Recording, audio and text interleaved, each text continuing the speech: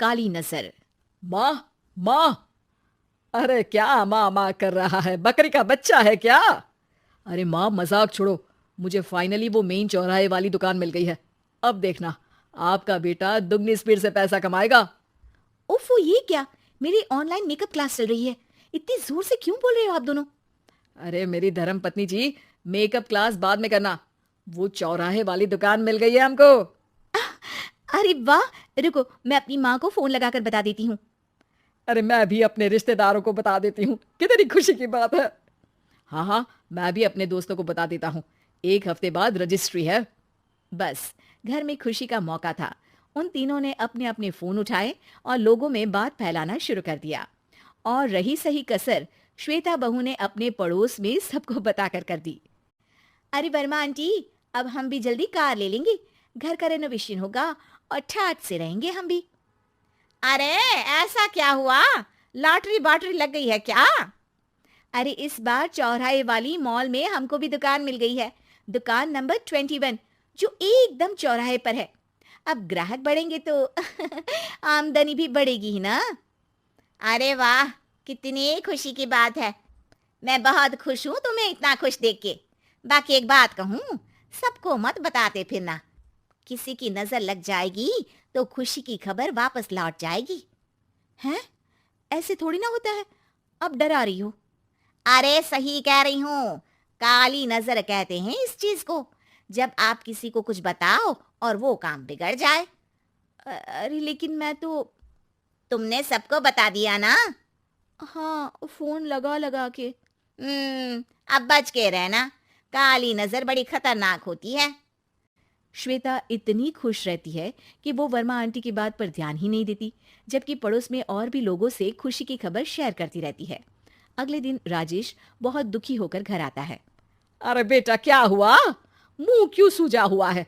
मधुमक्खी ने काट लिया क्या? माँ, वो दुकान किसी और के पास चली गई। किसी ने ज्यादा भाव लगा दिया। अरे पर बात तो आपसे हुई थी ना उस दुकान वाले की। हाँ, आज मैं टोकन अमाउंट देने गया था, तब मुझे पता चला। कोई आकर सुबह मुझसे पहले ही ज्यादा अमाउंट दे गया। काली नजर। क्या? क्या कहा? वर्मा आंटी ने समझाया था कि किसी को बताना मत, वरना काली नजर लग जाएगी। अच्छा, तुम्हें उनकी बात मान लेनी चाहिए थी। उनकी बात मान लेती, लेकिन उसके पहले ही सबको बता चुके थे ना हम तीनों। अरे अगली बार से ध्यान रखेंगे। कोई भी नई चीज होगी तो किसी को नहीं बताएंगे। तीनों कुछ दिन ऐसे ही रहते हैं, पर एक दिन श्वेता को एक मेल आता है। राजेश, मेरा ऑनलाइन मेकअप कोर्स कंप्लीट हो गया। अब मैं खुद का पार्लर खोल सकती हूँ। अरे वाह, अपने मोहल्ले में ही खोलते हैं। ये जो घर के सामने दुकान है ना, वहीं। हाँ, यहाँ सस्ती भी मिल जाएगी। अगले दिन श्वेता वर्मा आंटी के पास जाती है मिठाई का डब्बा लेकर। अरे आओ आओ, कैसे आना हुआ? जोर से नहीं बोलूंगी। वो सामने वाली दुकान है ना, वहां मैं अपनी पार्लर की दुकान खोलने वाली हूँ, उसकी मिठाई है। अरे वाह, बहुत बधाई हो तुमको। हाँ, मैं कमाने लगूंगी तो राजेश पर पूरे घर का बोझ नहीं रहेगा ना आंटी जी। ये तो है, पर ये बता कि तूने ये बात किसी और को तो नहीं बताई ना? अरे नहीं नहीं, पिछली बार गलती कर दी थी। काली नजर लगी किसी की और राजेश के हाथ से वो दुकान चली गई थी। सबको मत बताना। चलो मैं चलती हूँ, कल दुकान की बात करने भी तो जाना है। अगले दिन श्वेता दुकान के लिए मालिक से बात करने जाती है। अरे लेकिन दुकान तो हम कल रात को ही किसी को दे चुके हैं। कल ही? हाँ, कल ही। 2 दिन बाद कोई यहाँ पार्लर भी खोल लेगा। अब कहीं और दुकान देख लीजिए। अरे पर हमको भी तो पार्लर ही खोलना था। हाँ भाई, ये एक ही दुकान है, आधी आधी तो नहीं दे सकता ना मैं। राजेश और श्वेता घर पर हताश होकर आ जाते हैं। इस बार तो किसी को बताया भी नहीं था, अब किसकी काली नजर लग सकती है? सुनो, तुमने माँ को बताया था क्या? अरे कैसी बात कर रही हो?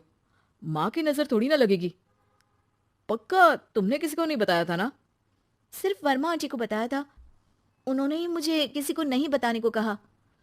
अरे यार, तुम भी सही हो। मेरी माँ को नहीं बताने को कह रही हो, पर वर्मा आंटी को बताना तुम्हें जरूरी लगा। अरे वर्मा आंटी ने ही तो काली नजर के बारे में बताया था ना, वो हमेशा हमारा भला ही तो चाहती हैं। मेरी माँ भी हमारा भला ही चाहती है। अरे पर चिल्ला क्यों रहे हो? बात नहीं कर सकते क्या आराम से? नहीं आता वो आराम से बात करना, और करना भी नहीं चाहता हूं मैं। दुकान जाने का दुख गुस्से में बदल गया था और राजेश और श्वेता में बात बंद हो गई थी। 2 दिन बाद मोहल्ले में पार्लर का इनॉग्रेशन हुआ, जिसमें मोहल्ले के सभी लोगों को बुलाया गया, पर श्वेता, राजेश और माँ नहीं जाते। माँ, अंदर आ जाओ, क्या देख रही हो?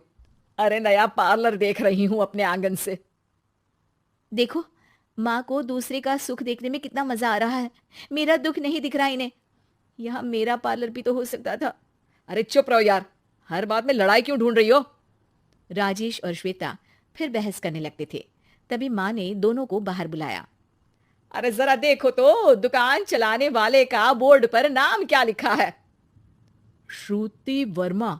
गाड़ी निकाले बेटा, हमें कहीं जाना है। काली नजर का इलाज कराने? राजेश अपनी बाइक निकालता है। तीनों ट्रिपलिंग कर रहे हैं। माँ राजेश को उस मॉल वाली दुकान पर लेकर जाती है जहां राजेश अपनी दुकान खोलने वाला था। यही दुकान लेना चाहता था ना तू? हाँ, पर इनको भी दुखी करने लेकर आई हो क्या यहाँ पर दुकान दिखाकर? वहां काफी नहीं था? अरे श्वेता, थोड़ा सब्र रख, अभी पता चलेगा कि हम यहाँ क्यों आए हैं। बता, इस दुकान चलाने वाले का नाम क्या है? अनुपम वर्मा। कुछ समझ में आया? वो दुकान वाली श्रुति वर्मा, ये दुकान वाला अनुपम वर्मा, और हमारे पड़ोस में हमने उस दुकानों के बारे में बताया किसको था? अब वर्मा आंटी को। मतलब वर्मा आंटी ही हमारा काम बिगाड़ रही है? नहीं नहीं, ऐसा नहीं हो सकता, ये बस इत्तेफाक है। राजेश अपना फोन निकालता है और श्रुति वर्मा और अनुपम वर्मा के नाम फेसबुक पर सर्च करता है, जहां ये दोनों ही वर्मा आंटी के रिश्तेदार होते हैं। श्वेता को समझ में आ जाता है कि वर्मा आंटी की ही नजर काली नजर है। अब क्या करना है? कोई भी खुशी की खबर हो तो काली नजर से बचना है, यानी वर्मा आंटी से बचना है। अरे पर मुझे ये समझ में नहीं आया कि वो हमारे साथ ऐसा क्यों करेंगी। अरे बेटा, एक सीख है, दूर के आदमी को आपकी तरक्की से कम परेशानी होगी, पड़ोसी को ज्यादा। दोनों माँ की बात में हामी भरते हैं और अगला काम चुपचाप करने की कसम खाते हैं, ताकि आगे से वर्मा आंटी